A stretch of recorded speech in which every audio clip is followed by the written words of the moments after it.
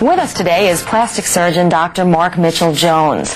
Dr. Jones is board certified as an otolaryngologist, also known as an ear, nose, and throat specialist. He is a current member of the prestigious American Society of Plastic and Reconstructive Surgeons and the American Society of Aesthetic Plastic Surgery. Dr. Jones has an established practice located in Atlanta, Georgia. Doctor, welcome to the show. Thank you, Pat. It's good to be here. Now, we've just learned that 90% of aging is a result of overexposure to the sun and the elements. And I can imagine having your practice in Georgia, you might see a lot of sun-damaged skin. What can we do to combat aging before it's supposed to happen? Well, Pat, there are a lot of patients in Atlanta who do have problems with sun-exposed skin. There are multiple ways that we as plastic surgeons that have evolved into giving them help. One of the ones that I like that's very new, that's been without many side effects and very good results, is microdermabrasion. I find this, in the big scheme of things, for many patients is probably the preferred method of helping them with their little fine wrinkles and their texture of the skin, or improving the quality of the skin. So then what is the extent of what can be accomplished through a full facelift? Well, with a full facelift, we can actually change the shape of the skin, the muscle, and the fat. We can lift. Hence the French lifting procedure, or facelifting. We lift the procedure to take you back to the way you were when you were younger. We can't get back to the way you were when you were 20 years old, but we can certainly take the clock back to a better time, a better age, maybe 7 to 10 years. Now, one procedure that's really growing in popularity is called blepharoplasty. What is that, and what can you accomplish with it? Blepharoplasty is an operation that I think is the best buy in money for plastic surgery today, because people look at your eyes first. And if you start to age, usually because blinking all your life, the skin, the muscle, and the fat sag. So you'll have a little sag right at the lower eyelid, or you'll have extra skin up above. I think that that is a very good maneuver to treat this and to improve the appearance.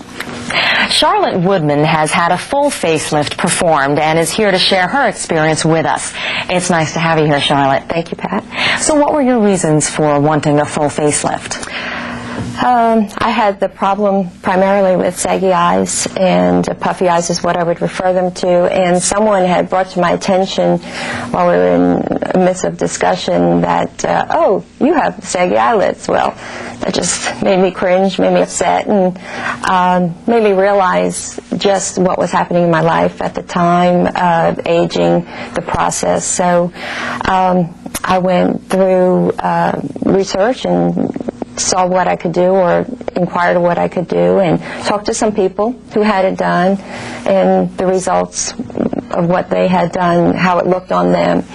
And that brought me to the decision to go have it done to myself, plus the fact that my son was getting married, and I wanted to look my best, of course, for his pictures and for him. Could you show us exactly what you did for Charlotte? Yes, Pat. On Charlotte, we pulled her forehead a little higher, not too much, just enough. And that allowed also me to do a little bit better eyelid procedure on the upper lid and the lower lid to take out the excess skin, muscle, and fat. On her cheek, that gets pulled up a little bit so you don't have the little drools, the sides that hang.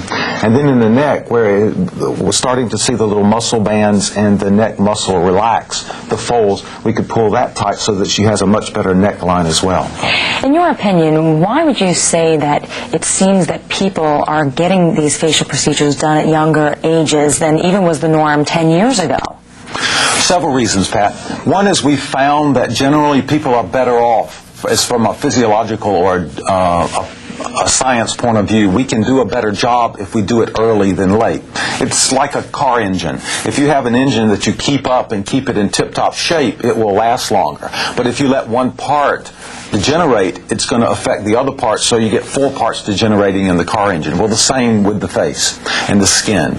We cannot yet rejuvenate good skin, so that if we can keep it in good shape and pull it and keep it firm, it will last a lot longer. Well, Charlotte, thank you for joining us today. Thank you for having me.